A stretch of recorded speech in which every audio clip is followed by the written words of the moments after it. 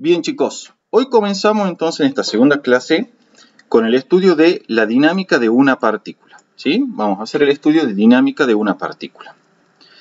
Primero, recordemos algunos conceptos que habíamos visto en la clase anterior y que son fundamentales a la hora de desarrollar lo que se denomina las leyes del movimiento de Newton.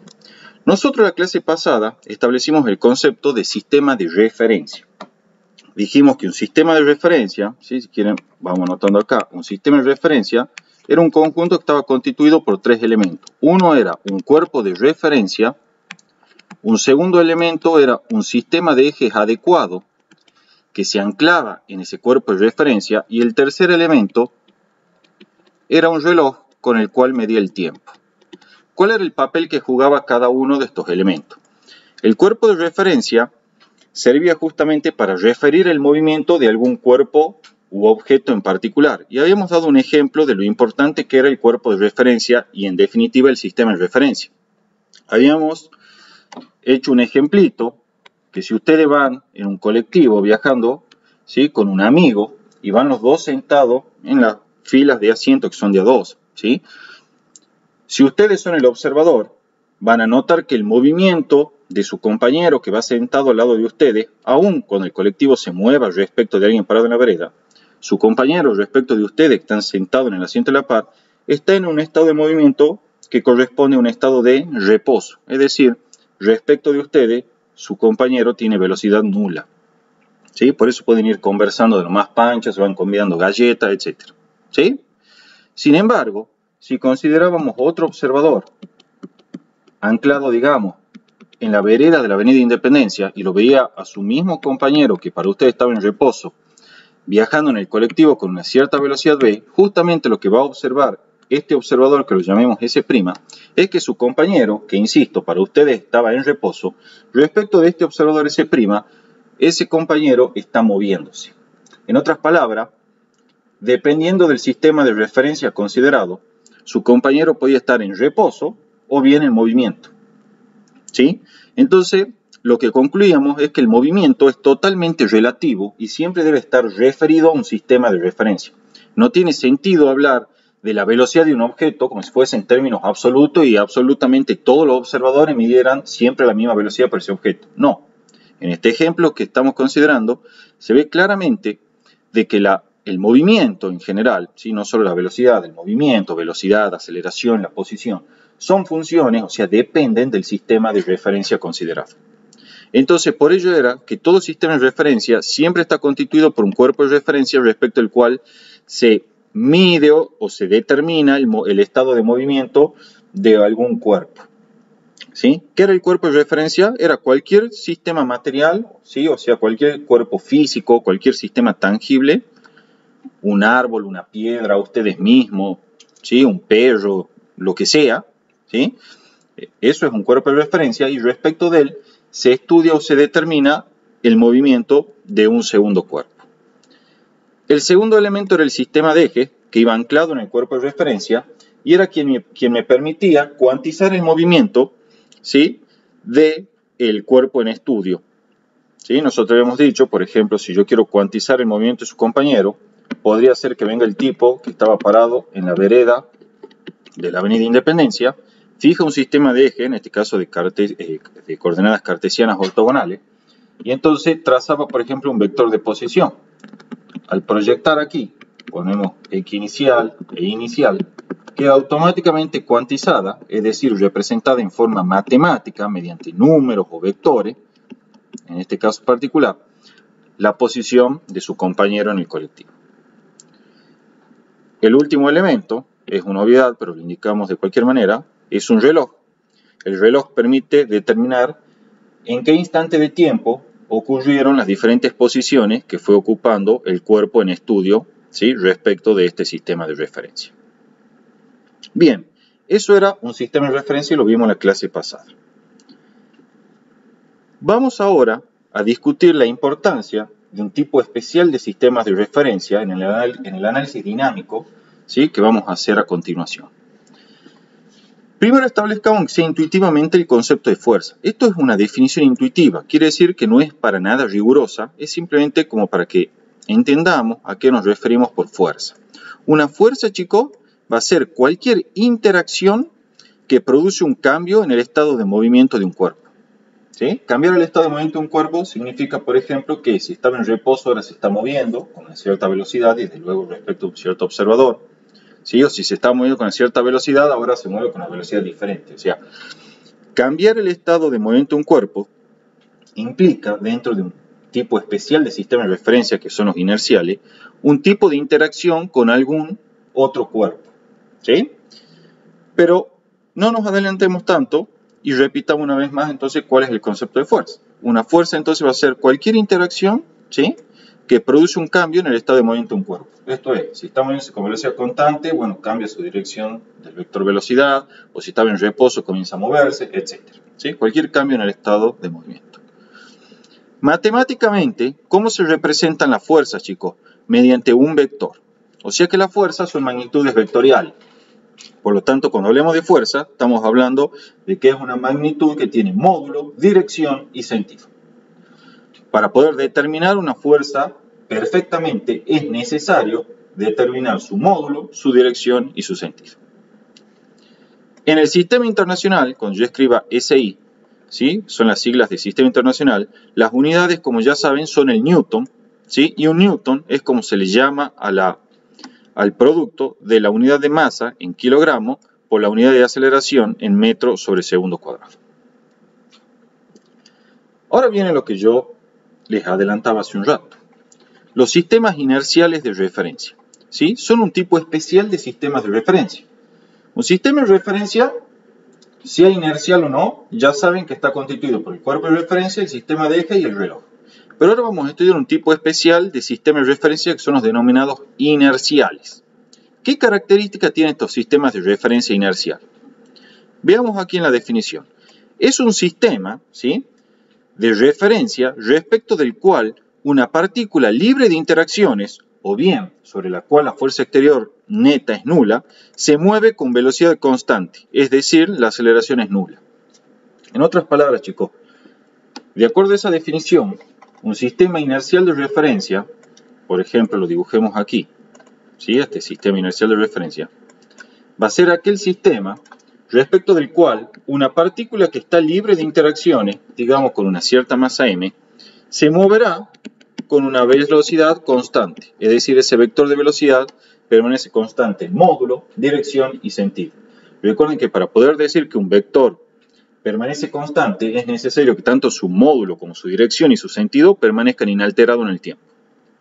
Basta con que solo uno de ellos cambie para que ya el vector sea diferente de constante.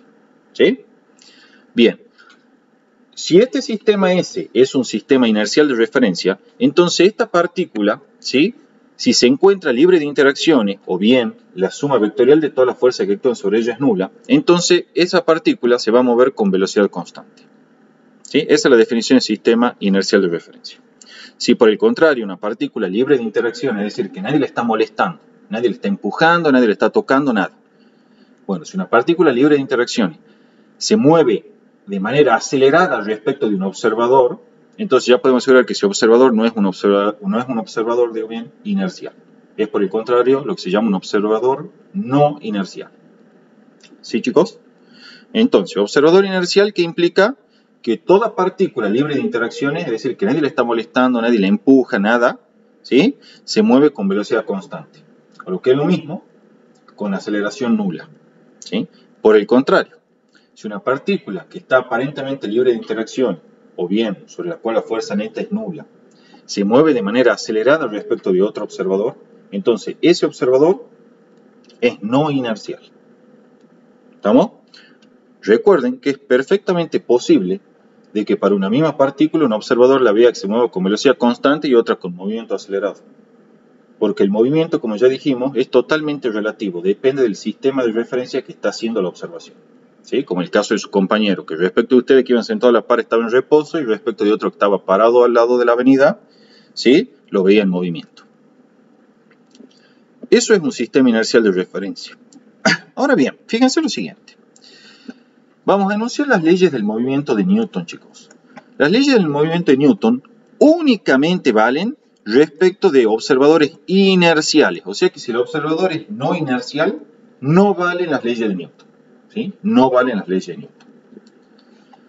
La primera ley de Newton, en cualquier libro que consulten, o por lo general los de la bibliografía que recomienda la cátedra, van a encontrar que tiene dos enunciados alternativos, ¿sí? Pero que desde luego son totalmente equivalentes entre sí. Yo aquí, en el apunte, solamente escribí el enunciado que tiene una importancia práctica a la hora de resolver problemas. Sin embargo, ahora en forma oral, pero va a quedar grabado en el video para que ustedes lo transcriban. De cualquier manera, ya les recomendé que lean los apuntes de la cátedra. Además, los voy a subir estos días al grupo, porque estoy seguro que les van a pedir cosas que enseñaron ellos específicamente en clase. ¿Sí? Ya tengo la carpeta para compartirla si la ven ustedes. Bueno, volviendo a lo nuestro. El enunciado alternativo de la primera ley de Newton, y que insisto, lo pueden ver en cualquiera de los libros recomendados, como el Resnick-Halliday, el Sears, o incluso el Tipler, ¿sí? O el Selway, dice lo siguiente. Si una partícula, ¿sí? Esto es lo que dice la forma alternativa de la primera ley. Si una partícula se encuentra libre de interacciones, o bien la fuerza neta sobre ella es nula, entonces siempre es posible determinar un conjunto de sistemas de referencia denominados inerciales, respecto de los cuales la partícula se mueve con velocidad constante. Entonces, este enunciado de la primera ley de Newton, expresado de esta forma, nos garantiza de que siempre, para cualquier partícula que nosotros estemos estudiando su movimiento, siempre vamos a poder encontrar algún observador que sea inercial. De manera tal que, respecto de ese observador, si esa partícula está libre de interacciones, se va a mover con velocidad constante. Más aún, respecto de ese observador, se van a poder aplicar todas las leyes de Newton que vamos a enunciar a continuación. Tanto la primera, la segunda como la tercera. ¿Sí? Entonces, esta forma alternativa de la primera ley, que lo repito una vez más, dice lo siguiente. Si un cuerpo se encuentra libre de interacciones, esto es, nadie lo está molestando, o bien la fuerza neta es nula, entonces siempre es posible encontrar un conjunto de sistemas de referencias denominados inerciales, respecto de los cuales esta partícula se mueve con velocidad constante. ¿Cuál es la importancia de esa primera ley? Entonces, que siempre nos asegura la existencia de tales marcos de referencias inerciales. ¿Y cuál es la importancia también que, consecuencia de eso? Y bueno, que respecto de tales marcos de referencias inerciales, voy a poder aplicar todas las leyes del movimiento de Newton que voy a describir a continuación. ¿Sí? ¿Tienen alguna duda hasta acá, chicos? Bien. La otra forma de la primera ley de Newton, y que es la que tiene una importancia práctica a la hora de resolver problemas, dice simplemente lo siguiente. Todo cuerpo libre de interacciones, o bien sobre el cual la fuerza neta es nula, se mueve con velocidad constante. Esto es, si estaba en reposo, va a permanecer en reposo, y si estaba moviéndose, continuará haciéndolo con movimiento rectilíneo uniforme. Este último caso, para los que han sido alumnos míos, yo ya les mencioné dónde lo pueden encontrar. Por ejemplo, si ustedes van y juegan al tejo, mientras esté funcionando la máquina de tejo, que todavía está la película de aire, ¿sí? Sobre la cual justamente se desliza el disco, van a encontrar que si ustedes al disco le dan un empujoncito y después lo liberan, lo dejan solo, o sea, lo liberan de la interacción entre ustedes y ese disco, van a ver que el mismo se mueve con velocidad constante y por lo tanto en una trayectoria rectilínea hasta que impactará con alguno de los bordes de la mesa. Eso constituye un claro ejemplo de aplicación de la primera ley de Newton y por lo tanto verifica a ustedes, ¿sí? Que son los que están observando ese movimiento, como un observador inercial. ¿Por qué son un observador inercial? Y bueno, porque ese disco sobre el cual la fuerza neta es nula se mueve con velocidad constante. ¿Sí?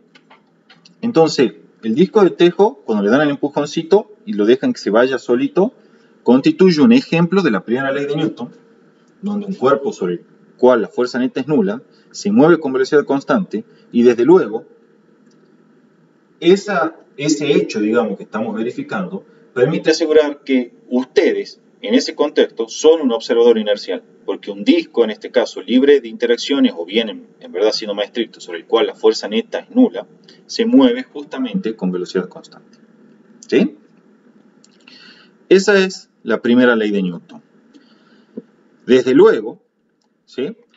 La primera ley de Newton, chicos, establece un criterio, entonces, de acuerdo a lo que yo le dije recién, para determinar si un observador es o no inercial. ¿Sí? Fíjense, aquí está escrito en la observación. Un sistema de referencia es inercial si solamente si verifica la primera ley de Newton. Así, la primera ley de Newton establece un criterio para determinar si un sistema de referencia es inercial o no. ¿En qué consiste este criterio? Bueno, ya lo dijimos un poco con el disco de Tejo. Consiste en ver qué es lo que ocurre con una partícula que se encuentra libre de interacciones, bien, sobre la cual la fuerza neta es nula. Entonces, ¿cómo tienen que hacer el experimento para determinar si un observador es o no inercial? Bueno, lo que van a hacer es tomar el sistema de referencia en cuestión, al cual ustedes quieren someter a prueba para ver si es o no inercial, y estudiar el movimiento de una partícula libre de interacciones respecto de ese sistema. Si esa partícula estaba en reposo y permanece en reposo, entonces ese sistema es inercial. Si la partícula estaba moviéndose y continúa haciéndolo con velocidad constante, entonces ese sistema es inercial. Si por el contrario ese sistema no verifica que una partícula libre de interacciones se mueva con velocidad constante, entonces ese sistema es no inercial porque no verifica la primera ley de Newton. ¿Sí? Entonces la primera ley de Newton me permite determinar si un observador es o no inercial y por lo tanto si puede o no verificar las leyes del movimiento de Newton. ¿Está entendido, chicos? Che, Gaby. Sí. Y para el caso de la segunda ley de Newton, ¿qué lo verificaba para un sistema no inercial? Ahora lo vamos a ver. Todas las leyes de si... Newton, la primera, la segunda y la tercera, valen únicamente para sistemas inerciales de referencia. Únicamente. Claro, pero digamos es como que vos me decís que, digamos, a partir de la observación, viste que vos me decís que vaya a una velocidad constante, Sí. ¿verdad? En cambio, y cuando aplica la segunda ley de Newton, ¿qué onda? Digamos que es como que la está contradiciendo. No la contradice. Porque ya vamos a ir a eso, le voy a explicar primero la segunda ley de Newton y después te voy a mostrar que no la contradice. Para nada, de hecho es como que la primera ley está contenida dentro de la segunda. Ah, bien. La segunda ley de Newton, chicos, establece que si sobre un cuerpo actúa una fuerza neta, la fuerza neta recuerden que es la suma vectorial de toda la fuerza, ¿sí? Vectorial. Entonces, este cuerpo experimenta una aceleración de igual dirección y sentido que la fuerza neta, y cuyo módulo es directamente proporcional al módulo de la fuerza e inversamente proporcional a la masa del cuerpo. ¿Sí? En términos matemáticos, chicos, la segunda ley de Newton dice que la suma vectorial de toda la fuerza, esto es F1 vector más F2 vector más F sub n vector, es igual al producto de la masa por el vector de aceleración. ¿Dónde? Esta notación representa la fuerza neta, expresada en Newton desde luego. M es la masa en kilogramo y A es la aceleración en metros sobre segundo cuadrado en sistema internacional. En módulos, se puede escribir que el módulo de la fuerza neta es igual al producto de la masa por el módulo de la aceleración. Despejando de acá, se pone de manifiesto que el módulo o magnitud de la aceleración experimentada por el cuerpo es proporcional al módulo de la fuerza neta e inversamente proporcional a la masa m. ¿Qué significa eso? Significa que para una masa m fija, si duplico la fuerza, la aceleración en magnitud se duplica. ¿Sí? Si cuadruplico la fuerza, la magnitud de aceleración también se cuadruplica. Y que sea inversamente proporcional a la masa significa que para una fuerza dada, ¿sí? Si la masa se duplica, entonces la aceleración de esa masa disminuye a la mitad respecto de la masa anterior que tenía, ¿sí? Solo la mitad del valor que de la nueva masa. Ahora bien, veamos algo importante, que es lo que me pregunta. Sí, pregunte. ¿Podés repetir lo último que dijiste? Sí, no hay problema. Si vos tenés una masa M, más lo hagamos con dibujito para que quede más claro. Tenés una masa M, sobre la cual aplicas una cierta fuerza neta, que va a ser fija. Entonces vas a tener un módulo de aceleración que se calcula de esta forma.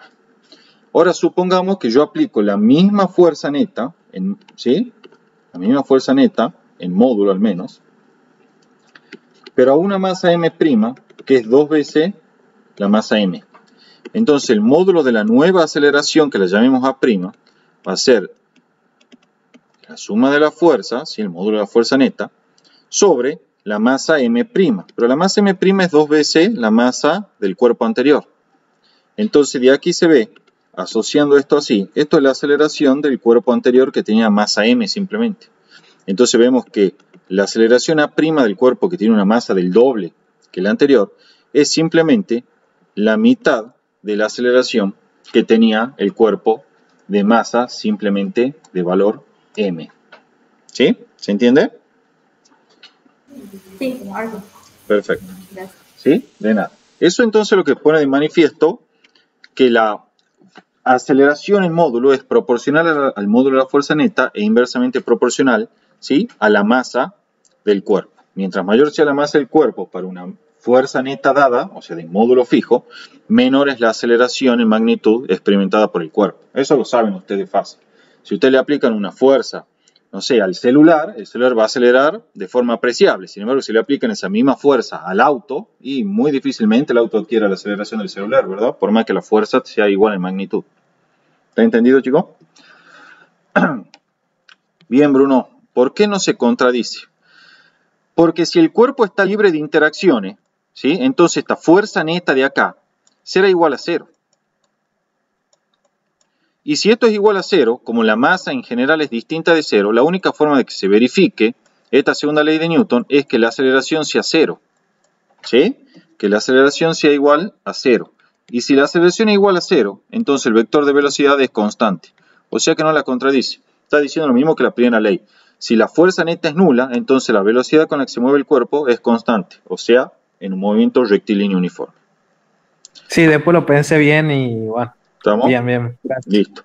Y de aquí también sale el por qué. Si hay acaso fuerzas actuando, pero esas fuerzas se cancelan, ¿sí? De manera tal que la suma vectorial de todas las fuerzas sea 0, y por lo tanto la fuerza neta nula, de vuelta se verifica la primera ley, ¿sí? Porque de nuevo la aceleración va a ser nula y el vector de velocidad será constante. La tercera ley de Newton, chicos, establece simplemente que las fuerzas siempre se presentan de a pares, ¿sí? Siempre se presentan de a pares, al menos dentro de los sistemas inerciales de referencia. Recuerden que todas las leyes que estamos viendo, la primera, la segunda y la tercera, solo valen respecto a sistemas inerciales de referencia.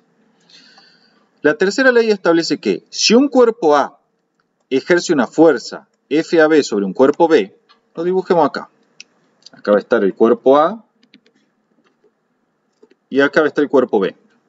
Entonces, si un cuerpo A ejerce una fuerza sobre un cuerpo B, digamos así, esta es la fuerza que hace A sobre B.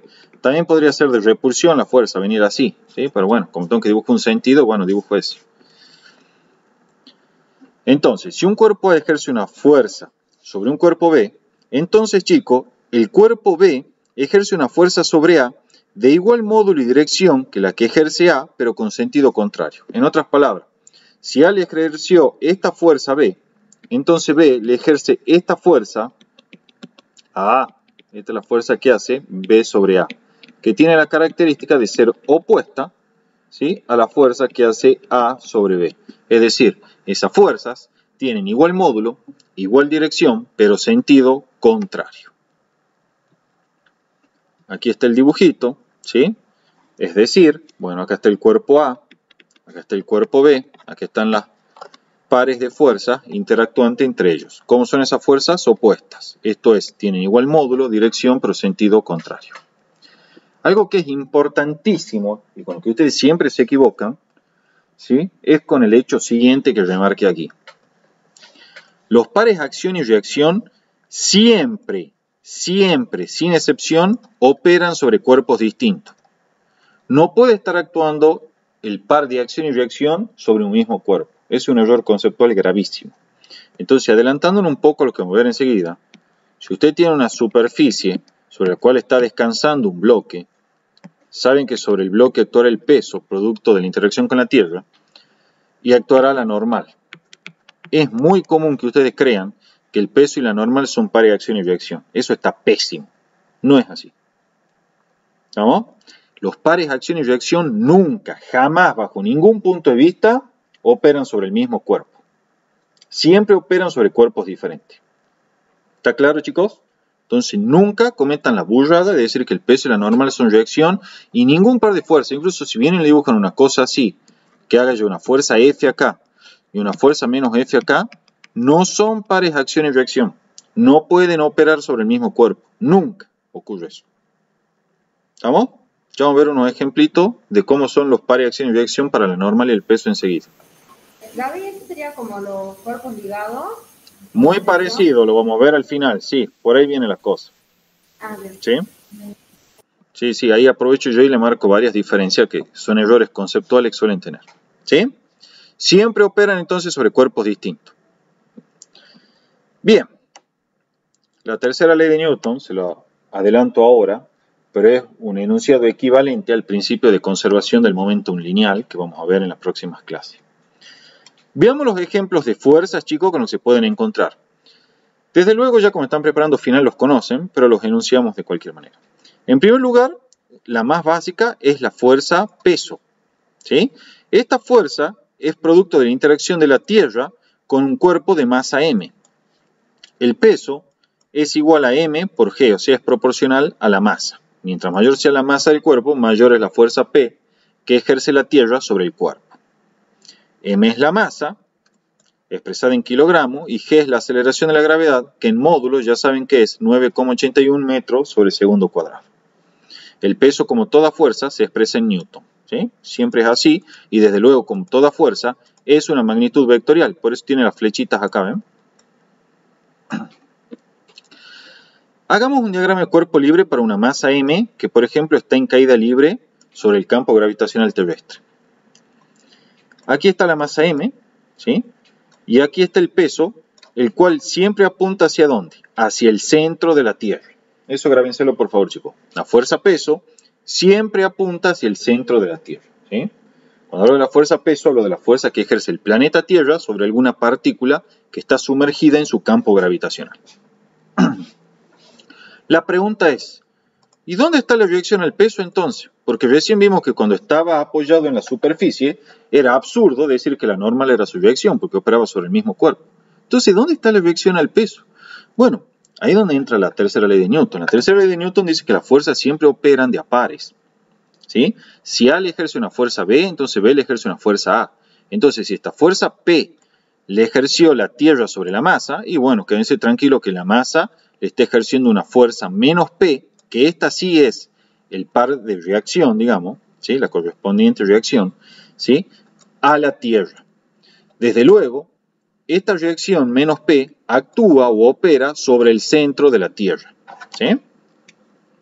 Entonces, si ustedes tienen un peso, por ejemplo, así redondeando, de 700 newton, ¿sí? Bueno, esos 700 newton se lo está ejerciendo la Tierra a ustedes. Bueno, aunque ustedes no crean, ustedes le están devolviendo, entre comillas, o le están ejerciendo una fuerza de 700 newton también de magnitud sobre el centro de la Tierra en este mismo momento. ¿Sí? Son pares, acción y reacción. ¿Tienen alguna duda hasta acá, chicos? Repito una vez más. Sí, pregúntame. No, digo que no. Ah, bien. Perfecto. Repito una vez más. El peso sobre el cuerpo de masa m apunta hacia el centro de la Tierra. Y desde luego, la correspondiente reacción menos P ejercida por el cuerpo sobre la Tierra, ¿sí? Actúa sobre el centro de la Tierra y en sentido opuesto a la fuerza peso sobre el cuerpo. ¿Sí? Si quieren, para enfatizarlo, el peso es la fuerza que ejerce la Tierra sobre el cuerpo de masa m y el menos P es la fuerza que ejerce el cuerpo de masa m sobre la Tierra. ¿Sí? Desde luego, son vectores opuestos, como lo establece la tercera ley de Newton. Veamos algún ejemplo más. Aquí aparece la fuerza normal. ¿Sí? La fuerza normal, chicos, que la denotamos con la N, ¿sí? Desde luego es una magnitud vectorial, es que lleva la flechita arriba, resulta de la interacción entre un cuerpo y la superficie y tiene la propiedad de que siempre es perpendicular a la superficie, en cada punto.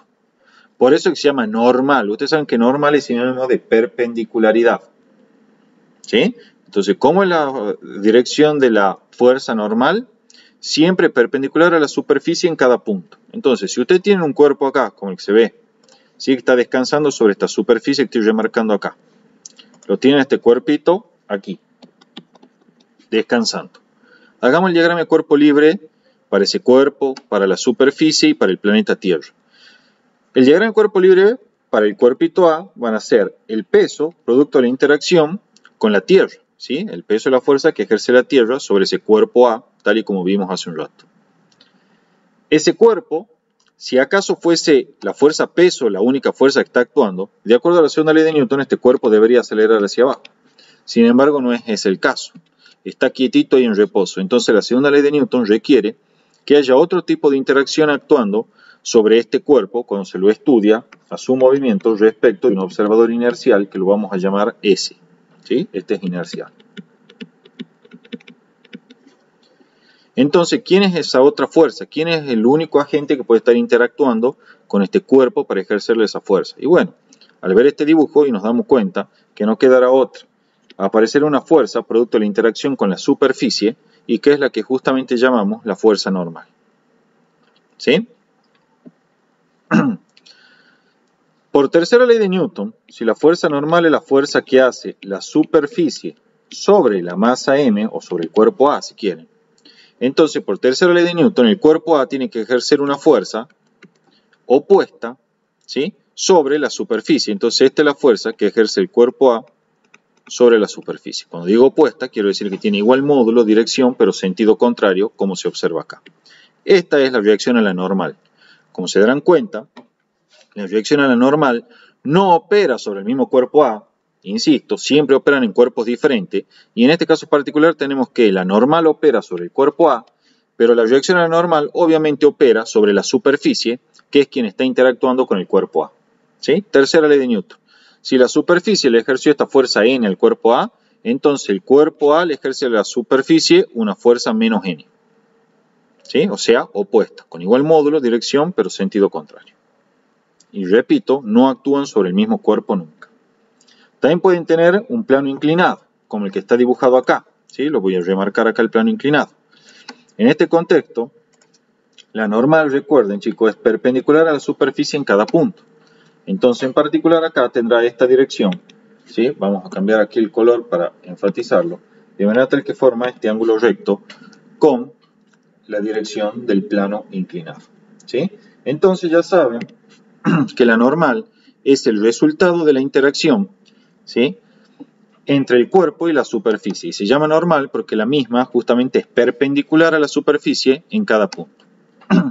Si hacemos el diagrama de cuerpo libre para esta segunda situación, vamos a tener para el cuerpo A la normal, producto de la interacción con la superficie, es decir, esta es la fuerza que hace la superficie sobre el cuerpo A, y desde luego el peso, producto de la interacción con el planeta Tierra, ¿sí? Por tercera ley de Newton, chicos, si N es la fuerza que hace la superficie sobre el cuerpo A, y bueno, entonces el cuerpo A tiene que efectuar sobre la superficie una fuerza que es opuesta a la que le ejercía la superficie al cuerpo A. Esta es entonces, menos N, la reacción a la normal. De vuelta, vemos que no actúan sobre los mismos cuerpos. Uno actúa sobre el cuerpo A y el otro actúa sobre la superficie en la cual está apoyado este cuerpo. ¿Sí? También otra cosa importante, chicos. La normal no siempre va a ser igual al peso, pues yo sé que es un error común. Ustedes siempre así lo tienen grabado en el ADN casi, que la normal va a ser siempre igual al peso. No, no tiene por qué ser así. Cuando está apoyado un cuerpo sobre una superficie, bueno, ahí sí, en ese caso particular sí. Pero en otras situaciones no tiene por qué la normal tener la misma magnitud o el mismo módulo que el peso. ¿Sí? No hay razón para eso. Por ejemplo, si ustedes tienen un ascensor y ustedes se suben en ese ascensor de la facultad, por ejemplo, ¿sí?, respecto de un observador inercial que está anclado fuera del ascensor. Cuando el ascensor acelera hacia arriba, ustedes aceleran con esa misma aceleración, valga la redundancia. Entonces, por segunda ley de Newton, algo lo tiene que estar acelerando a ustedes, es decir, tiene que haber una fuerza neta hacia arriba actuando sobre ustedes. ¿Sí? Si hacemos el diagrama de cuerpo libre, vamos a tener que actuar el peso. ¿Y qué otra interacción hay sobre la persona que viaja en un ascensor? No queda otra, la que ejerce la superficie del ascensor o el piso del ascensor sobre esa persona. ¿Sí?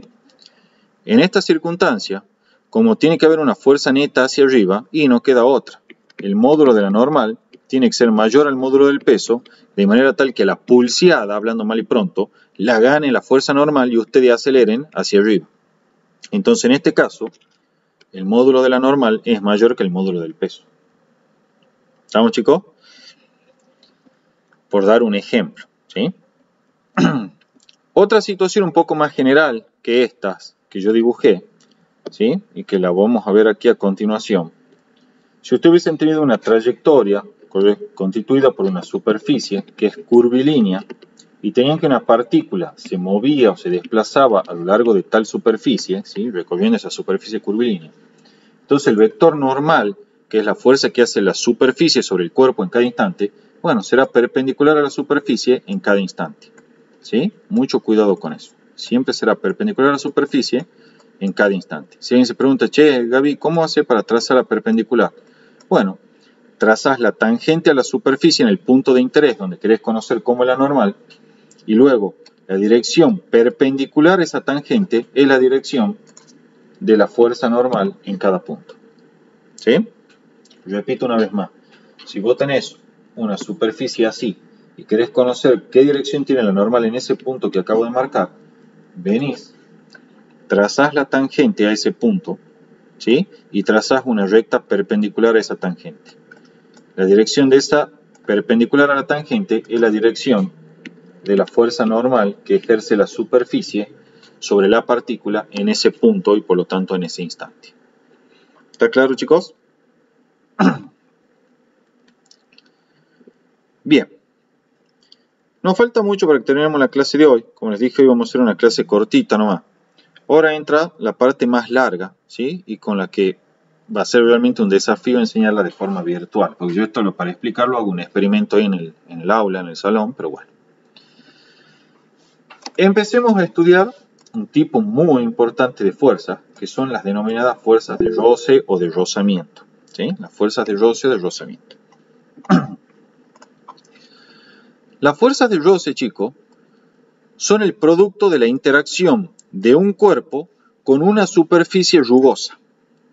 Es decir, es una fuerza, la fuerza de roce, ejercida por una superficie rugosa sobre un cuerpo. ¿Sí? Por eso, cuando ustedes recibieron un problema de física, le decían, la superficie es lisa o la superficie es rugosa. Si la superficie era rugosa, ya saben que entonces esa superficie tenía la capacidad de interactuar mediante una fuerza de rozamiento con el cuerpo que descansaba sobre ella o que deslizaba sobre ella. ¿Sí? Eso es la fuerza de roce. Entonces ya saben que la fuerza de roce la ejerce la superficie sobre el cuerpo. Y desde luego, por tercera ley de Newton, el cuerpo va a ejercer sobre la superficie una fuerza de igual módulo, dirección, pero sentido contrario, que la fuerza de roce que ejerce justamente la superficie sobre el cuerpo. ¿Sí? Pares acción y reacción. La primera fuerza que vamos a describir es la denominada fuerza de roce estática, ¿sí? Que la denotamos de esta manera que estoy remarcando acá. La fuerza de roce estática. Veamos cuándo se presenta esta fuerza de roce estática. Se presenta en la medida que no exista, ¿sí?, un frotamiento entre las superficies en contacto.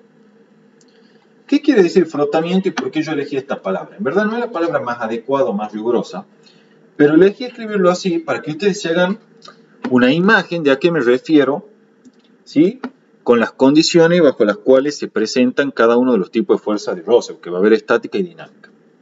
Si yo le digo que no existe un frotamiento, significa que las superficies no deslizan una sobre otra. O sea, voy a borrar acá, ¿sí? Disculpen un segundo. Voy a borrar este dibujo y les voy a mostrar algo. ¿Qué significaría que una superficie deslice una sobre otra? Yo estoy seguro que ya a esta altura lo saben, pero por la duda lo vamos a tratar de hacer en un dibujito, ¿sí? Digamos que esta es la superficie, ¿sí?, sobre la que se mueve algún cuerpo. Y esta en azul, le vamos a cambiar el color acá. Esta en azul va a ser la superficie del cuerpo que esté en contacto justamente con esa superficie rugosa, ¿sí? O sea, esta superficie de acá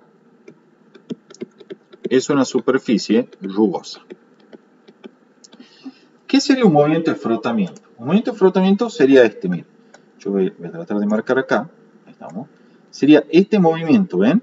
Que esta superficie del cuerpo que está en celeste se esté deslizando, ¿sí? O sea, tengo un movimiento relativo con respecto a la superficie rugosa. Este es un movimiento de frotamiento. Ya lo saben, es como cuando se friccionan las manos, ¿sí? Cuando les hace frío. ¿Entienden eso? ¿Lo ven? Yo sé que cuando lo selecciono se desaparece un poco la superficie de abajo, ¿sí? Pero la idea es que, imaginen que no se desvanece, ¿sí? Y esta está deslizando, ¿sí?, sobre la superficie rugosa. Bueno, ese es un movimiento de frotamiento. En sentido estricto, se dice que existe un movimiento relativo entre las superficies que están en contacto. Bueno, la fuerza rosa estática va a aparecer siempre que no exista ese movimiento relativo entre la superficie de contacto, lo que es lo mismo ese movimiento de frotamiento entre la superficie de contacto que les acabo de mostrar. Cuando no exista eso, entonces es probable que esté actuando la fuerza rosa estática. Y digo probable porque se tiene que cumplir otra condición más para que esté actuando también. ¿Sí? Entonces, terminemos de leer cuándo se presenta la fuerza rosa estática. Se presenta en la medida que no exista, como ya dijimos, ese movimiento de frotamiento que les ilustré recién, o sea, que no exista un movimiento relativo entre las superficies, o sea, que no se mueva una por encima de la otra. Pero no solo eso, además debe haber algún agente externo intentando deslizar el cuerpo sobre la superficie rugosa de manera tal que ese agente externo lo que está buscando es que ocurra, ¿sí?, ese movimiento de frotamiento, ¿sí?, que era el que estoy indicando acá. Entonces, la fuerza rosa estática se va a presentar en la medida que no exista ese movimiento de frotamiento que acabo de ilustrar, es decir, ese movimiento relativo entre la superficie, y siempre que haya algún agente externo que esté tratando de propinar dicho movimiento relativo entre la superficie de frotamiento. ¿Sí? Veamos un ejemplo concreto que seguramente les va a aclarar varias ideas. Antes de proceder al ejemplo, una aclaración importante. La fuerza rosa estática, chicos, siempre actúa en dirección tangencial a la superficie y en sentido tal que se opone al movimiento relativo que quiere aparecer entre las superficies, o sea, al frotamiento.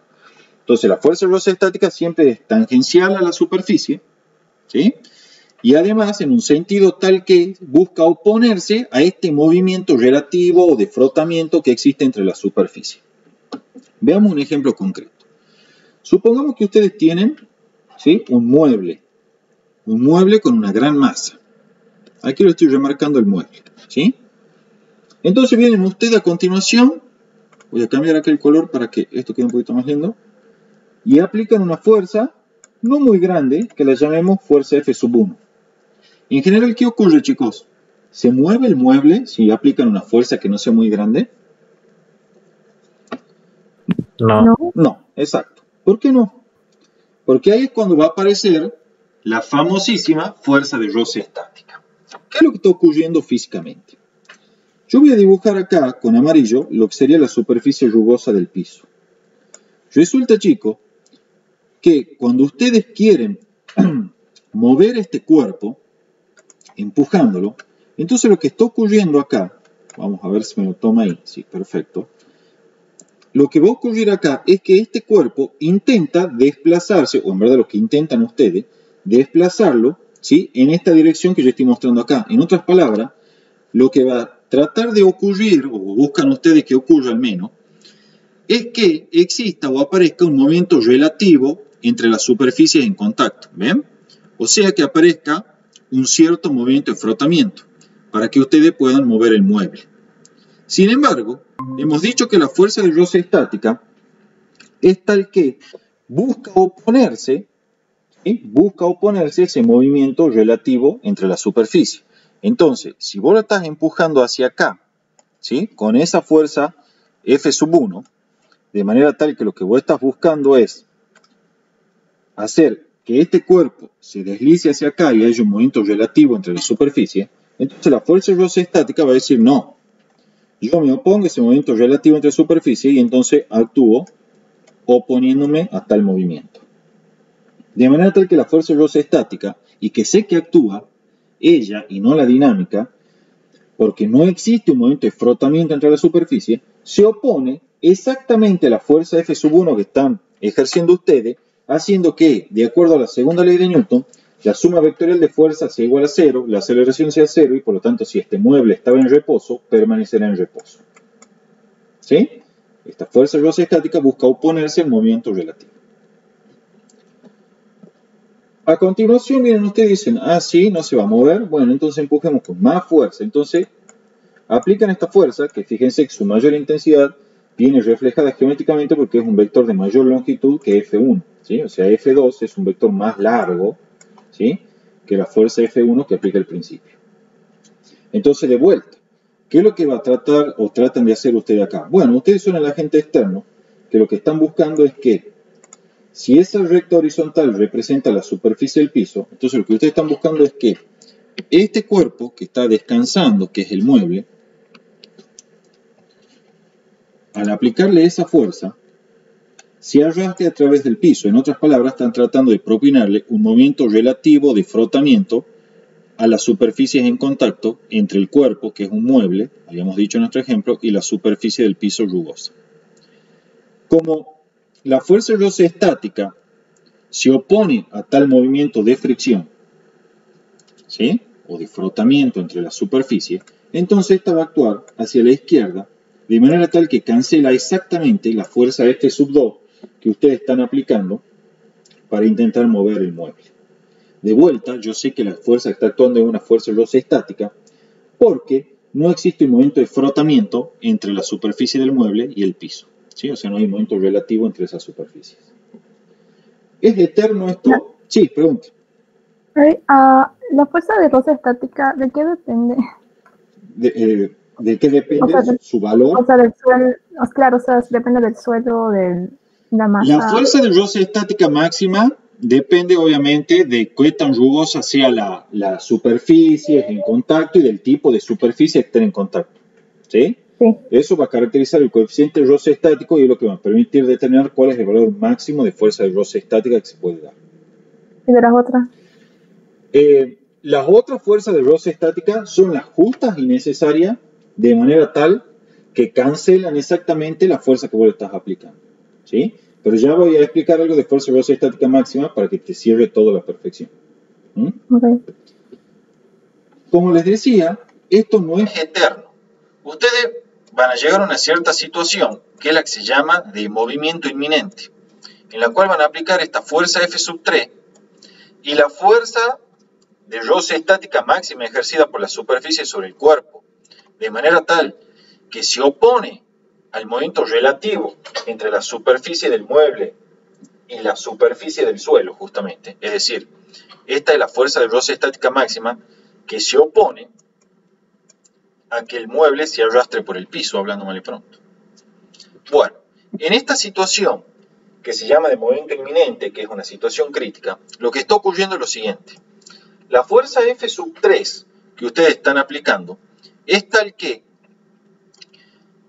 la superficie, con tal de evitar que ocurra el movimiento relativo entre superficie del mueble y del suelo propiamente dicho, aplica sobre el cuerpo una fuerza de roce estática, pero que no es cualquier fuerza de roce estática, sino que es la fuerza de roce estática máxima.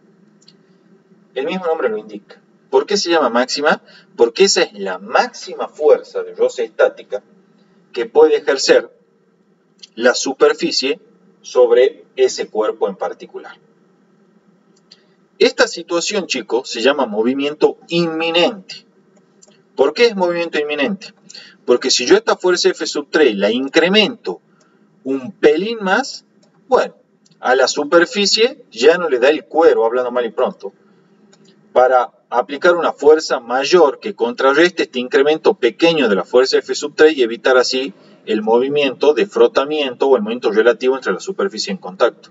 En otras palabras, una vez alcanzado el movimiento inminente, o este estado de movimiento inminente, bastará con incrementar un chiquilín más la fuerza F sub 3 aplicada para que ya este cuerpo comience a deslizar a través del suelo y exista o se presente un movimiento relativo entre la superficie de este mueble, ¿sí?, y el suelo. Es decir, lo que va a ocurrir es básicamente que este mueble ahora se va a empezar a arrastrar por el suelo, ¿sí? Y por lo tanto va a haber un movimiento relativo entre la superficie. ¿Por qué aparece ese movimiento relativo, chicos? Bueno, porque sencillamente ya la fuerza de roce estática máxima ha sido superada, es decir, ya el suelo o la superficie en general no puede ejercer una fuerza tal que cancele exactamente esta fuerza F sub 3, o un poquito más grande que F sub 3, que yo estoy ejecutando sobre el cuerpo, que en este caso era un mueble. Y por lo tanto, esta fuerza de roce estática máxima ya no puede evitar el movimiento de frotamiento o el movimiento relativo entre la superficie en contacto del mueble y el suelo. Y entonces el cuerpo, ¿qué hace si incrementamos un poquito más la fuerza F sub 3? Comienza a deslizar por el suelo. Y ya no actúa la fuerza de roce estática. ¿Por qué sé que no actúa la fuerza de roce estática? Y bueno, pues si empieza a arrastrarse por el suelo el mueble, quiere decir que hay un movimiento relativo entre la superficie en contacto, o lo que es lo mismo, hay un movimiento de frotamiento entre la superficie del mueble y el suelo.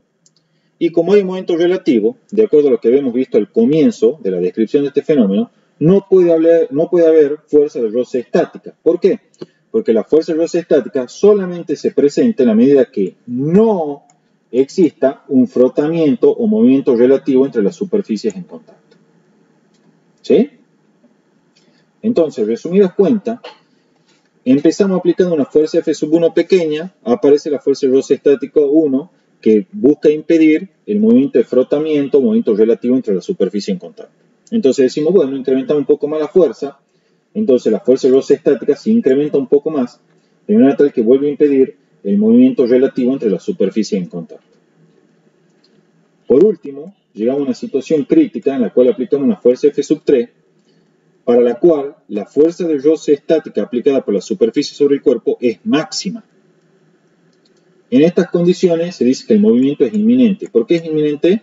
Porque esta es la máxima fuerza de roce estática que puede aplicar la superficie para evitar que aparezca un movimiento relativo entre la superficie en contacto, o lo que es lo mismo, para evitar que en este caso el cuerpo, que era el mueble, deslice sobre el suelo. ¿Sí? Esta es la máxima fuerza que puede hacer.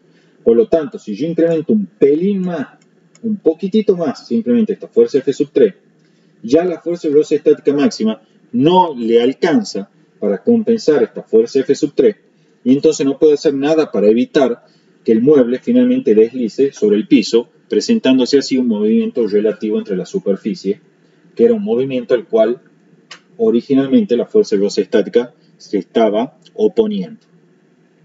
¿Está claro, chicos? ¿Está entendido hasta acá el concepto? ¿David? Sí. La magnitud de la fuerza F3 sería igual que A la de fuerza de roce estática máxima para el movimiento inminente. Si ya la haces un chiquilín más fuerte, ya no estás en movimiento inminente y el cuerpo empieza a moverse. Bien. ¿Estamos? Bien. Bueno, fíjense lo que sigue, chicos. Aquí está anotado, ¿sí? Aquí sigue sin deslizar, ¿sí? En este caso el movimiento inminente yo no lo anoté, pero está a punto de deslizar. Y acá viene lo que me preguntabas vos recién, Rocío. ¿De qué depende la fuerza de roce estática máxima? Los experimentos, porque esto es una ecuación experimental que se obtiene haciendo justamente experimentos de forma empírica, establecen que el módulo de la fuerza de roce estática máxima es igual al producto de el coeficiente de roce estático, que se llama, por el módulo de la fuerza normal. O sea, la magnitud o módulo de la fuerza de roce estática máxima es proporcional a la normal. Eso explicaría por qué, si ustedes quieren arrastrar una caja y tienen algún amigo subido arriba de la caja, ustedes van a pedir que se bajen. ¿Por qué? Porque al bajarse su amigo, disminuye el módulo de la fuerza normal y la fuerza de roce estática máxima que puede ejercer la superficie para evitar que la caja se arrastre es más chica, y entonces ustedes tienen que hacer menos esfuerzo para superar la condición de movimiento inminente que tenemos acá. ¿Sí? Y algo que es fundamental. El coeficiente de roce estático depende del tipo de superficie que estén en contacto, como por ejemplo qué tan rugosas sean, y también de la naturaleza de cada una de las superficies. Por ejemplo, ustedes saben, hay algunas zapatillas que tienen una suela que en piso mojado uno patina, o sea, tiene un coeficiente de roce estático malísimo, muy bajo. Y después hay otra que tiene un agarre espectacular, ¿sí? Entonces depende mucho de la naturaleza de las superficies en contacto. El coeficiente de roce, ¿sí? Estático. Hay que enfatizar algo, que de hecho está enfatizado aquí en el apunte. La fuerza de roce estática máxima, chicos, solamente vale, ¿sí? Solamente vale, perdón, esta expresión para la fuerza de roce estática máxima solamente vale para la fuerza de roce estática máxima, justamente. ¿Por qué hago esa aclaración? Me parece trivial.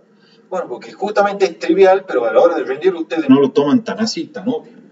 Porque ustedes generalmente le dan un problemita y le dan el coeficiente de roce estático, listo, coeficiente de roce estático, vamos a lo que es fórmula, fuerza de roce estática máxima, listo papá, mu estático por normal, a la casa ya está resuelto el problema, ¿no? Y eso generalmente está pésimo. ¿Por qué? Porque ya se darán cuenta, de acuerdo a este análisis que hicimos acá, que existen infinitos valores posibles de fuerza de roce estática. Infinito. Solo el valor máximo es igual a mu estático por la normal. Pero existen una infinidad, en general, de valores de la fuerza de roce estática, ¿sí? Cuando digo valores me refiero a su módulo, todos ellos menores o iguales que el producto de mu estático por normal. Solo es igual en el caso de que la fuerza de roce estática sea la máxima y estamos en condición de ¿qué? De movimiento inminente. O sea que esta formulita, mu estático por la normal, que les sirve para calcular la fuerza de roce estática máxima en magnitud, solamente la pueden aplicar si ustedes tienen total seguridad de que en la situación que están planteando, la fuerza de roce estática que está actuando es justamente la máxima. ¿Cómo van a hacer para saber si es o no la máxima? Y bueno, porque el enunciado le va a decir algo así como, por ejemplo, el cuerpo está a punto de moverse, o el movimiento es inminente. Bueno, esas son todas formas de referirse que la fuerza de roce estática que está actuando sobre el cuerpo es justamente la máxima, y por lo tanto pueden estar seguros de que al hacer mu estático por el módulo normal, ese va a ser el valor de la fuerza de roce estática que está actuando en ese momento. Pero si el enunciado no les aclara eso, podrían estar tranquilamente en cualquiera de estas situaciones anteriores que están acá, donde los valores de esta fuerza de roce estática, desde luego, son menores que el valor dado por el mu estático por la normal. O sea, son menores, en definitiva, que la fuerza de roce estática máxima en magnitud. Por eso es que insisto, ¿sí? La fuerza de roce estática, chicos, ¿sí? En módulo, vamos a borrar esto para que quede un poco más prolijo, en módulo, siempre, sin excepción, es menor o igual que mu estático por la normal. Esta desigualdad implica que puedo tener infinitos posibles valores de fuerza de roce estática. Cuando digo valores, quiero decir módulos. Todos ellos menores o a lo sumo iguales que el producto del mu estático por el módulo de la normal. Y solo va a ser igual el módulo de la fuerza de roce estática al producto del mu estático por el módulo de la normal si la fuerza de roce estática que está actuando es la máxima.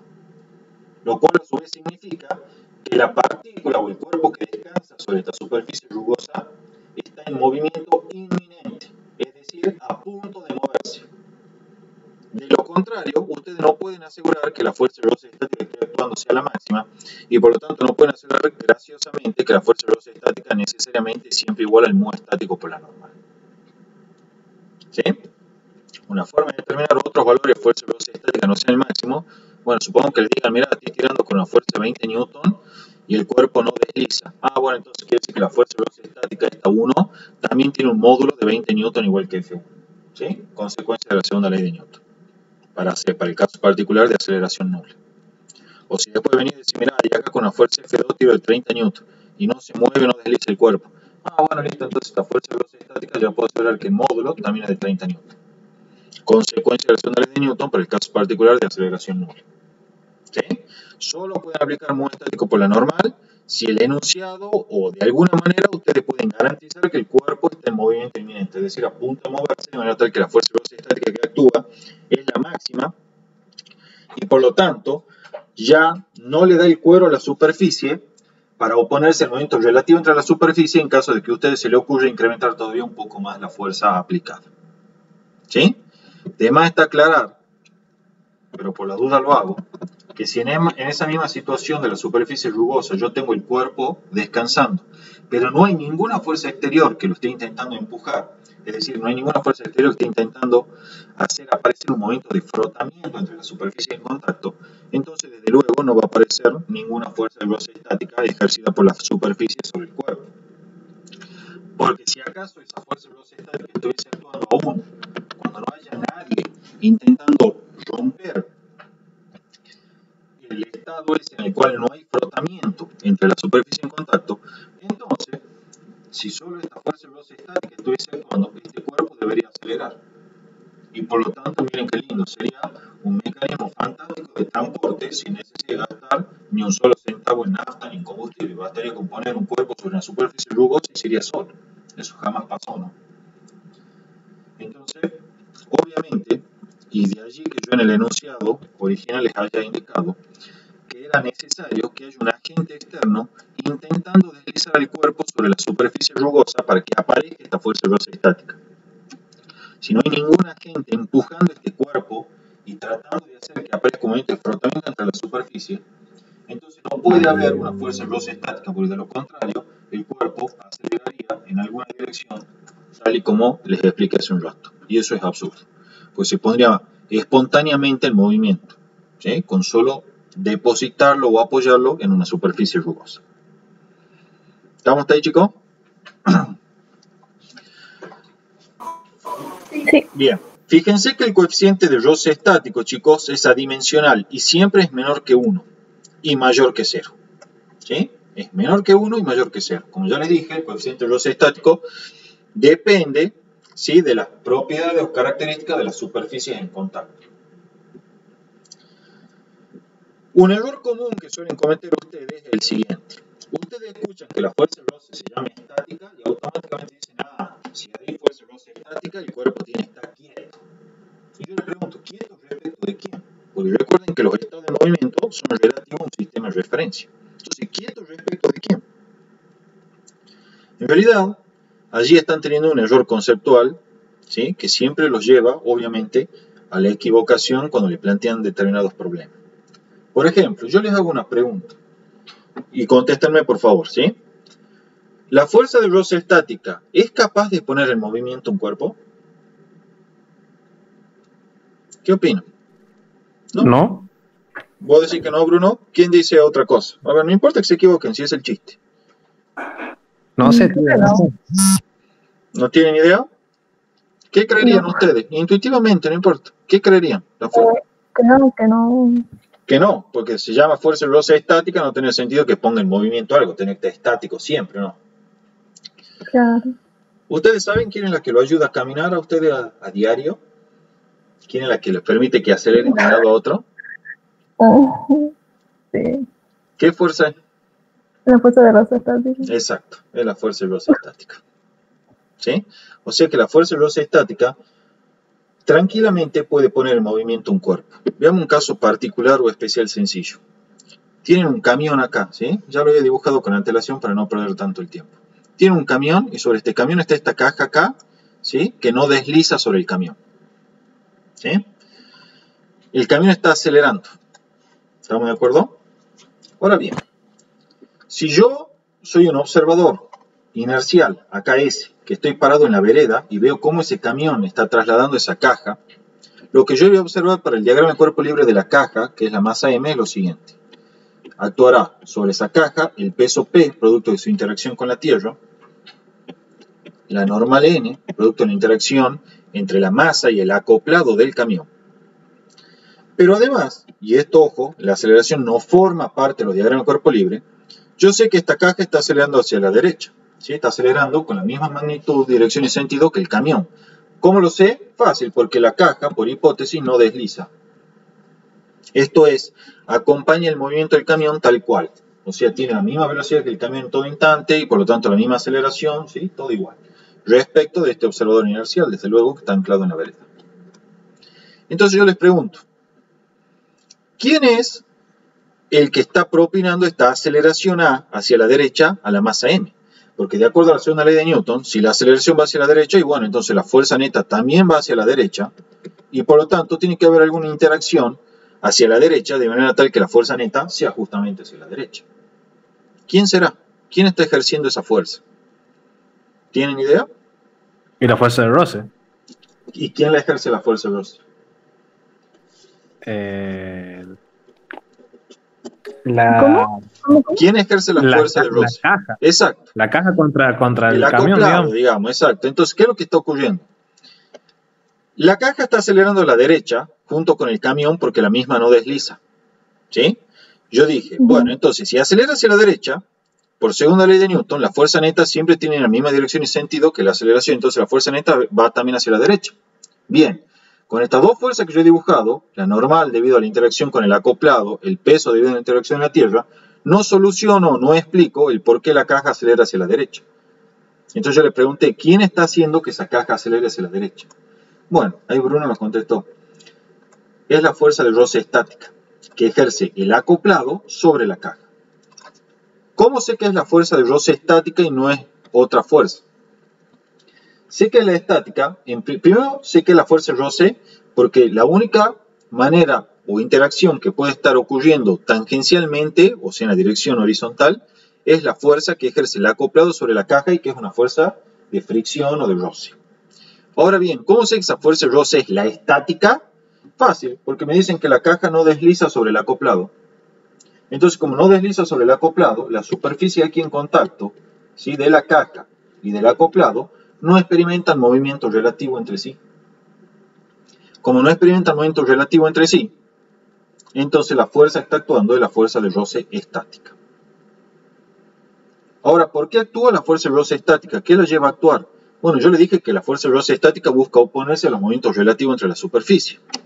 Si la fuerza de roce estática no actuara, chicos, entonces esta superficie de la caja, que está aquí, que es la parte azul esa, cuando el camión acelera, por ejemplo, está parado en un semáforo y acelera, esta caja tendría que irse hacia atrás.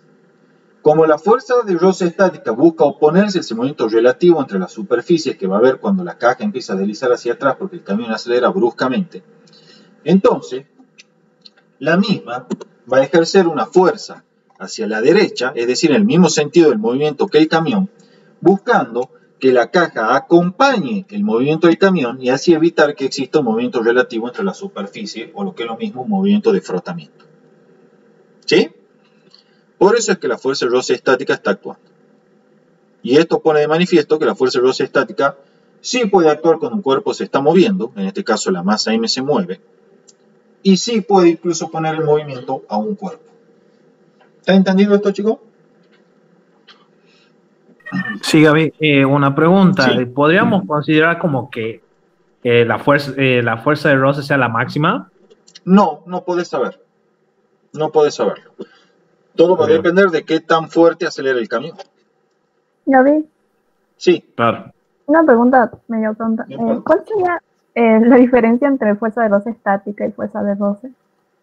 La fuerza de roce estática es un tipo particular de fuerza de roce. La fuerza de roce puede ser estática o dinámica. Ya vamos a ver ahora la dinámica. ¿Sí? Cuando hablo de fuerza de roce puede ser estática o dinámica. Si digo ya estática, bueno, ya la estoy particularizando. O si digo dinámica también. ¿Sí? Ok. Bien. Bruno, siguiendo con lo que vos preguntabas, que estaba interesante la cosa. La fuerza de roce estática, la fuerza de roce estática aquí, no puedo garantizar que sea sí o sí la máxima. Ustedes piénsenlo así. Supongamos que primero el camión acelera con una aceleración leve. Entonces la fuerza de roce estática, si yo hago la segunda ley de Newton para ese cuerpo, ¿sí?, en la dirección X, pongámosle que X así, para no complicarnos, te va a decir, bueno, la suma de fuerza en X sobre la fuerza de roce estática es igual a la masa por la aceleración de la caja.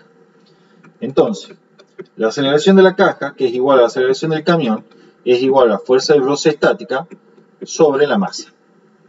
Entonces, fíjense lo siguiente, chicos. La masa M es fija. No la puedo modificar a la masa, ¿sí? Queda constante. Entonces, fíjense. Si el camión acelera, la única forma de que se verifique la segunda ley de Newton es que la fuerza de roce estática se vaya incrementando. Entonces, mientras mayor sea la magnitud de aceleración del camión, mayor tiene que ser la fuerza de roce estática que ejerce la superficie del acoplado sobre la caja, de manera tal que ésta acompañe al camión sin deslizar sobre el mismo. Obviamente esto tiene un límite, porque ustedes ya han aprendido que la fuerza de roce estática tiene un cierto valor máximo, que es el mu estático por la normal. Entonces, la máxima aceleración que puede tener el camión sin que la caja deslice es aquella aceleración para la cual la fuerza de roce estática necesaria es la fuerza de roce estática máxima, es decir, mu estático por normal. Ahí está en movimiento inminente la caja respecto del acoplado. Si acaso la aceleración del camión supera este valor dado por la fuerza de roce estática máxima sobre m, y bueno, ya la fuerza de roce estática no le da el cuero para más, entonces no puede evitar lo inevitable justamente, que es que la caja deslice sobre el camión y aparezca por tanto la fuerza de roce dinámica. ¿Está entendido ese problema? Sí. ¿Sí? Bien. Gaby, Sí. dependientemente de la masa, digamos, si la masa es muy grande, obviamente que no se va a Bueno, mover. pero si la masa es muy grande, ¿por qué no se va? Va a ser más difícil moverlo, porque la normal esta se te dispara, ¿sí? Porque la normal en ese caso sí coincide con el peso, que es m por g. Entonces, si la masa es muy Claro. grande, la normal es muy grande, la fuerza de roce estática máxima es muy grande, y por lo tanto mucho va a tener que acelerar el camión para lograr superar, o mejor dicho, imprimir una aceleración tal que la fuerza de roce estática máxima no le dé el cuero para acelerar la caja con esa misma aceleración, ¿sí? Claro. Pero Bien, gracias. de lo contrario, no habría mayor inconveniente. De hecho, si fuese livianito, si tuviese una masa pequeña, la fuerza de roce estática máxima es pequeña y por lo tanto el camión no va a tener que acelerar con gran intensidad para que ya la caja empiece a deslizar. ¿Sí? La fuerza de roce dinámica, que es el otro tipo de fuerza de roce con el cual se puede encontrar, ¿sí? La denotamos de esta manera. Actúa siempre, chicos, que existe un movimiento relativo entre las superficies, o sea, cuando ya hay frotamiento. Al igual que lo que ocurrió con la fuerza de roce estática, actúa tangencial a la superficie y en sentido opuesto al movimiento relativo de frotamiento que existe entre las superficies. Aquí está el ejemplo, ¿sí? Vamos a remarcarla aquí, a la superficie en contacto, estaba ahí, ¿sí? Y si quieren remarcamos la otra superficie correspondiente al suelo. Bueno, en este contexto, si la caja se mueve hacia la derecha con un cierto vector de velocidad, ¿sí? Obviamente ya fue superada la fuerza de roce estática máxima, por eso hay un movimiento relativo entre la superficie. Lo que se va a observar, chicos, hagamos el acercamiento. Disculpen, vamos a deshacer, ahí estamos. Lo que se va a observar conforme esta caja desliza hacia la derecha es que justamente esta superficie empieza a frotar, ¿sí? Es decir, experimenta un movimiento relativo con respecto a la superficie en contacto, que es la superficie del suelo, ¿sí? Entonces, como existe un movimiento relativo, entonces existe ya no una fuerza de roce estática, sino una fuerza de roce dinámica. Como esa fuerza de roce dinámica busca oponerse al movimiento relativo, entonces vamos a tener que, si esta caja se mueve hacia la derecha, el movimiento de esta superficie es hacia la derecha. Es decir, esta superficie, indicada acá en amarillo, si se está moviendo hacia la derecha respecto de la superficie del suelo. Y como la fuerza de roce dinámica va a buscar oponerse a tal movimiento relativo, entonces esta va a operar, como se observa aquí, vamos a remarcarla, hacia la izquierda, buscando, insisto, oponerse a ese movimiento de frotamiento.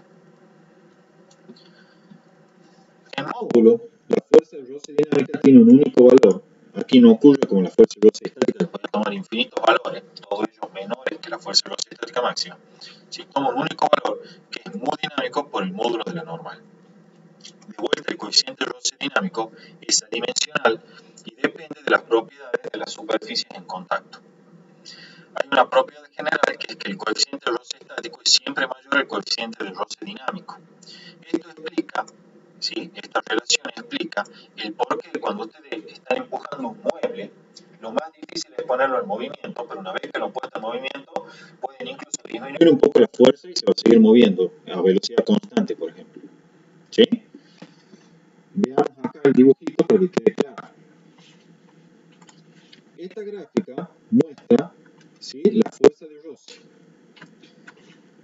Fíjense, cuando no hay frotamiento, que es en esta región de acá, ¿sí? En este intervalo de acá, la fuerza de roce se va incrementando, como se observa aquí, según el valor de la fuerza aplicada sobre el cuerpo que intenta poner en movimiento relativo las superficies en contacto, es decir, de manera tal que busca que deslice una superficie sobre otra, hasta que finalmente se alcanza la fuerza de roce estática máxima. ¿Sí? Esta es la situación que ya vimos de movimiento inminente. El cuerpo está a punto de moverse porque si yo vengo y le aplico un poquito más de fuerza, ya la fuerza de roce estática máxima no le alcanza para contrarrestarla a la misma, y por lo tanto aparece un movimiento relativo entre la superficie y aparece o entra en juego la fuerza de rozamiento dinámica. Como el mu estático es mayor que el mu dinámico, entonces para una misma fuerza normal dada, vamos a volver un poquito esto, que sea más prolijo, para una misma fuerza normal dada, ¿sí? La fuerza de roce dinámica siempre va a ser menor que la fuerza de roce estática máxima. Por lo tanto, una vez que hemos salido de esta región sin frotamiento, que es esta región hasta acá, ¿sí? Hasta ahí, y hemos alcanzado el movimiento inminente, que es cuando estamos a punto de lograr hacer deslizar al mueble, por ejemplo, sobre el piso, es que empieza a actuar, si hacemos un chiquilín más de fuerza, la fuerza de rozamiento dinámica, la cual se ve claramente que tiene un valor mucho más bajo, ¿sí? Disculpen, mucho más bajo que el correspondiente a la fuerza de roce estática máxima. Por ello, es que una vez que empieza el frotamiento, que es la región esta de acá, ¿sí?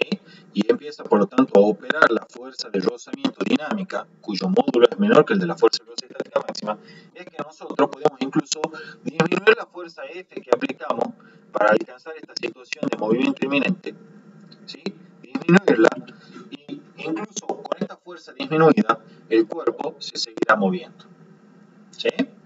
Obviamente, si esa fuerza F la llevan a un valor por acá que está por debajo del valor de la fuerza de roce dinámica, el cuerpo, en este caso el mueble del que hablamos, empezará a frenar hasta que finalmente se detiene totalmente, ¿sí? Debido a que la fuerza de roce dinámica se impone en magnitud a la fuerza exterior F que están aplicando ustedes. ¿Está entendido hasta acá, chicos, más o menos esto? ¿O quieren que repita algo? ¿O algo que no hayan entendido? ¿Sí? ¿Todo han entendido? ¿Seguro? Sí, Gaby. Bueno, para terminar ya la clase de hoy, chicos, ¿sí? Con esto ya terminamos. Un concepto importante es el concepto de fuerza de contacto, ¿sí? La fuerza de contacto. La fuerza de contacto es la resultante entre la fuerza de roce y la fuerza normal. La fuerza de roce puede ser estático o dinámica según corresponda. La fuerza de contacto es la fuerza total que realmente ejerce la superficie sobre el cuerpo, ¿sí? Desde luego, como toda fuerza es una magnitud vectorial y se mide en Newton, al menos en sistema internacional, ¿sí? Muchas veces le piden que calculen la fuerza de contacto entre el suelo y un cuerpo en los parciales y los aplazan porque o calculan solo la normal o calculan solo la fuerza de roce. Y no, la fuerza de contacto es la suma vectorial de ellas dos, ¿sí? Para finalizar, vamos a establecer una serie de conceptos que a veces vamos a utilizar a la hora de resolver problemas, ¿sí? De final. Ya esta parte de lo último, lo más sencillo, el concepto de cuerda ideal, ¿sí? ¿Cómo está caracterizada una cuerda ideal, chicos? No tiene masa, ¿sí? Su masa es despreciable y además es inextensible. ¿Qué significa esto? Que no cambia su longitud aun cuando se encuentra tensionada. O sea, si ustedes tiran de la cuerda, ¿sí? La misma no va a modificar su longitud. Esas son las hipótesis que verifica el modelo de cuerda ideal. ¿Qué propiedad tiene esta cuerda ideal? Aquí está lo que hablábamos hace un rato, que me preguntaba uno de ustedes. Dos cuerpos ligados por una cuerda ideal, chicos, tienen siempre la misma rapidez y el mismo módulo de aceleración en todo instante. Aquí están los cuerpos, fíjense, este es un cuerpo A, este es un cuerpo B, están conectados mediante esta cuerda ideal, ¿sí? Se verifica siempre que la rapidez de A es igual a la rapidez de B y la aceleración de A es igual a la aceleración de B en magnitud, ¿sí? Siempre se verifica eso. ¿Qué otra propiedad tienen las cuerdas ideales? Y esto sí es lo que ustedes me preguntaron, ¿sí? Las cuerdas ideales, chicos, transmiten el módulo de una fuerza aplicada a uno de sus extremos sin modificación al otro extremo. O sea, que si esta es la cuerda y nosotros tiramos de ella mediante una fuerza que llamamos T, entonces del otro extremo, ¿sí?, sobre la cuerda va a aparecer una fuerza de igual magnitud, ¿sí?, pero sentido contrario menos T. ¿A qué se debe eso? Fíjense. Si usted tiene un cuerpo acá, el cual conectan la cuerda y tiran de acá con una tensión T, siempre que esta cuerda sea ideal, lo que van a encontrar es lo siguiente. Esta cuerda sobre el bloque este ejerce una fuerza T también, de igual módulo que la que esté ejercida en este extremo de la cuerda. Y por tercera ley de Newton, ¿sí?, como esta fuerza T o tensión T le ejerce la cuerda sobre este cuerpo que si quieren lo llamamos A, entonces el cuerpo tiene que ejercer sobre la cuerda, ¿sí?, su correspondiente par, recuerden que las fuerzas siempre aparecen de pares, menos T. ¿Sí? Siempre ocurre así. Es una propiedad de las cuerdas ideales, ¿sí? La fuerza en módulo aplicado a un extremo de la cuerda se transmite sin modificación al otro extremo, de manera tal que sobre este cuerpo al cual está atado la cuerda va a aparecer una fuerza con igual magnitud que con la que se tiraba el otro extremo de la cuerda. ¿Sí? Si alguien se pregunta el por qué es eso, se lo voy a explicar rápidamente. Si usted tiene la cuerda ideal, esa cuerda ideal no tiene masa, ¿sí? Entonces, sobre esa cuerda estamos tirando con la tensión T. Y sobre el otro extremo de la cuerda actúa, digamos, una cierta tensión T', que la llamo T' porque por ahora no sé si es igual o no que esta de acá. Entonces, ¿qué es lo que hace? Como la cuerda es ideal, su masa es despreciable. Entonces, se aplica la segunda ley de Newton a la cuerda. Esto es la suma de fuerza, esto es T más paréntesis menos T', suma vectorial, es igual al producto de la masa, que es 0 por su aceleración. Entonces, independientemente del valor de la aceleración que tenga la cuerda, esto es 0, ¿sí? En verdad es el vector nulo. Y por lo tanto, tenemos que T más paréntesis menos T', vector, es igual al vector nulo. ¿Sí? Lo cual significaría, chicos, sencillamente que T es igual al opuesto, ¿sí?, de la fuerza menos T'. ¿Estamos? Si no se quieren complicar la vida con la notación, no le pongan menos T' a esto y pónganle simplemente, no sé, F', ¿sí? Acá pongan F', acá ponen F', para que sea más claro y no se compliquen, ¿sí? Vamos a volver acá. Y entonces al despejar esta fuerza, vamos a volver un poquito acá también, F' de acá, lo que van a tener es que T y F' son opuestas. ¿Sí? Como la masa es 0, entonces la segunda ley de Newton implica que la otra fuerza aplicada sobre el otro extremo de la cuerda para verificar la segunda ley de Newton debe ser opuesta a la fuerza aplicada sobre este extremo. Ahora bien, esta fuerza F' que aparece sobre este extremo de la cuerda... ¿Cómo? Perdón. Ese sería... Se corta un poco, no escucho bien. Ahí sí, ahí pregúntame porque ahí lo voy a escuchar. Sí, se entrecorta, ¿no? Lo último que ha explicado. Ah, bien, bien. Sí, sí, sí. Sería la cuerda. Bien. Ah, sí. Sí, sí, sí, es de la cuerda. Pero igual le explico una cosita más. Miren. Ya sabíamos que de acá se tiraba con esta tensión T, ¿sí? Y acá teníamos esta fuerza F' que no conocíamos, ¿sí? Yo por aplicación de la segunda ley de Newton me di cuenta que como la masa de esta cuerda es despreciable porque es ideal, o sea, es 0, la suma vectorial debía ser 0 por la aceleración y esto era igual al vector nulo, lo que implicaba cuando despejaba que la fuerza F en este extremo de la cuerda es simplemente opuesta a la tensión T, ¿sí?, aplicada en este extremo de la cuerda. Que era lo último que yo les quería mostrar. Esta fuerza F', ¿sí?, acá me pone la prima. Esta fuerza F', ¿sí?, desde luego es ejercida ¿por quién? Por el cuerpo sobre el cual está atada esta cuerda. Porque recuerden que la situación es, esa cuerda está atada a un cuerpo A, y de aquí de este extremo se tira con esa tensión T. Entonces esta fuerza F' que está aquí, F' es la fuerza que ejerce el cuerpo A sobre la cuerda. Pero por tercera ley de Newton, cuando yo haga el diagrama de cuerpo libre para el cuerpo A, entonces acá tiene que aparecer menos F', que es la fuerza que ejerce la cuerda sobre el cuerpo A, ¿sí? Los pares de acción y reacción. Y como esto es igual a menos F', y habíamos visto que F' era igual a menos T, entonces menos por menos es más, y esta es la tensión T, ¿sí? Entonces, en otras palabras, chicos, cuando tenemos la cuerda ideal, como se ve acá, con masa nula, conectado a un cuerpo, y sobre el otro extremo tiramos con una tensión T, entonces esa misma fuerza aparece aplicada con el mismo módulo sobre el cuerpo A, ¿sí? Esa es la demostración de esta propiedad que yo aquí se la había enunciado únicamente. Las cuerdas ideales transmiten el módulo de una fuerza aplicada a uno de sus extremos sin modificación al otro. Por eso, cuando yo vengo acá el cuerpito y tiro de este extremo de la cuerda con la tensión T, ese módulo magnitud de fuerza se transmite sin modificación al cuerpo A. ¿Sí?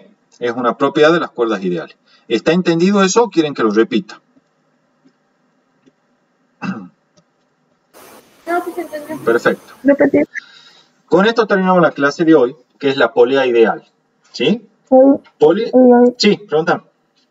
¿Puedes repetirlo? Por favor. Sí, de esto me pedís que repita algo. ¿Cuál parte? De último. Ajá, bien.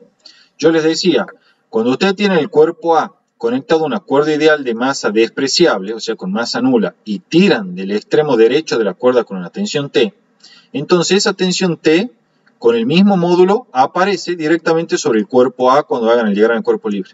¿Sí? O sea que es como que si la cuerda no estuviese, y directamente ustedes estuvieran tirando desde el cuerpo. ¿Sí? Simplemente eso es la propiedad. ¿Está claro, Rocío? Sí. Bien. Para finalizar, chicos, ¿sí?, veamos el concepto de polea ideal.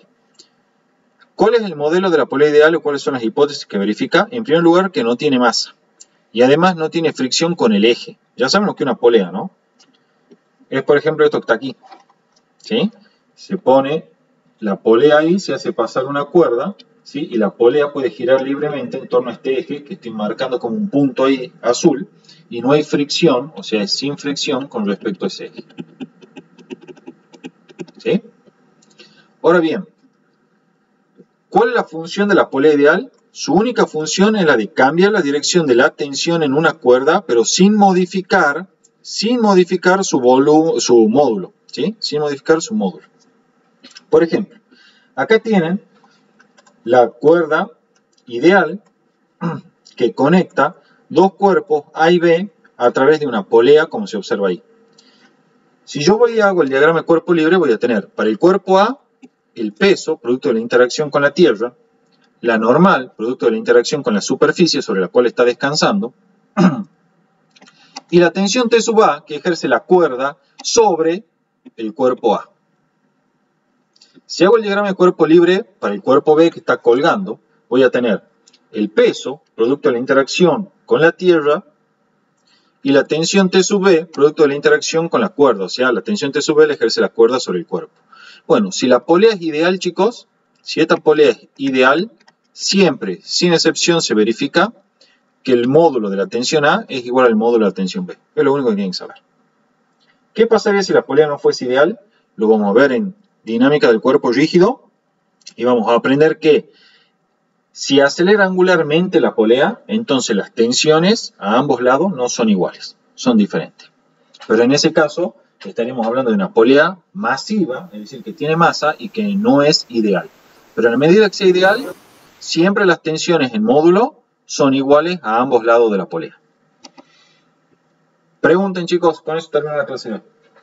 Ahí, cuando hacen la sumatoria de fuerza en ambas, ¿cómo quedaría la del cuerpo B? La suma de fuerzas aquí, bueno, recuerden que primero tienen que fijar un sistema de referencia, ¿sí?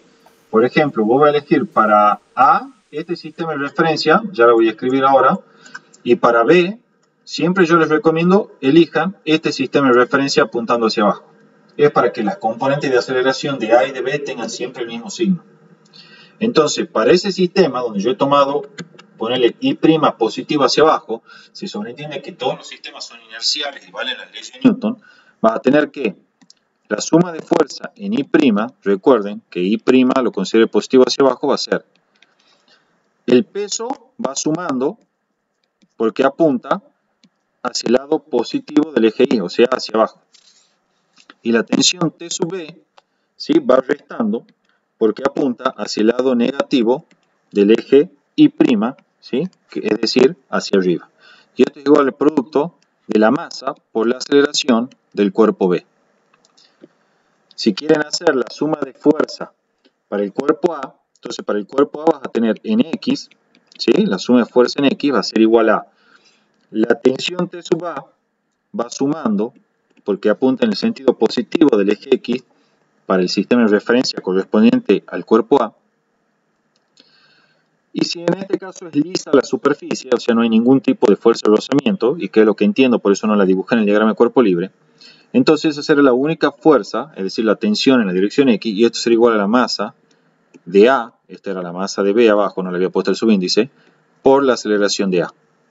Lo único que tienen que saber ustedes es que la tensión de A en módulo es igual a la tensión de B en módulo, y la puedo unificar en una única tensión T.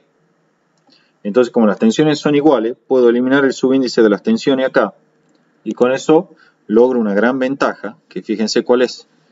Vienen aquí, suman miembro a miembro estas expresiones, y van a tener que la tensión T se va con menos T, ¿sí? Y le quedará la masa de B por G, ¿sí?, es igual a la masa de A más la masa de B por la aceleración A.